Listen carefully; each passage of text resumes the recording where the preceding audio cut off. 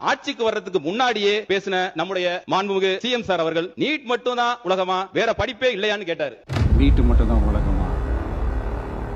அதையே நம்முடைய மருத்துவத்துறை அமைச்சர் அவர்களும் சமீபத்தில் ரிப்பீட் பண்ணாரு. நீட் மட்டுமே உலகம் கிடையாது, இந்த மருத்துவம் பல் மருத்துவம் சார்ந்த படிப்புகள் மட்டுமே உலகம் கிடையாது. இது கூட பரவாயில்ல, மின்சாரத்துறை அமைச்சர்கள் ஒருபடி மேல போய் ஒரு விஷயத்தை சொன்னாரு. பிளம்பர், கார்பெண்டருக்கெல்லாம் நிறைய தேவை இருக்கு, அந்த தொழிலெல்லாம் கத்துக்கலாமேன்னு சொன்னாரு. என்ன ரெக்கமெண்ட் அந்த ப்ரொஃபஷனை செலக்ட் பண்ணும், கார்பெண்டரோ எலக்ட்ரிஷியனோ ஏசி மெக்கானிக் என்ன விவரம் செலக்ட் பண்ணும்.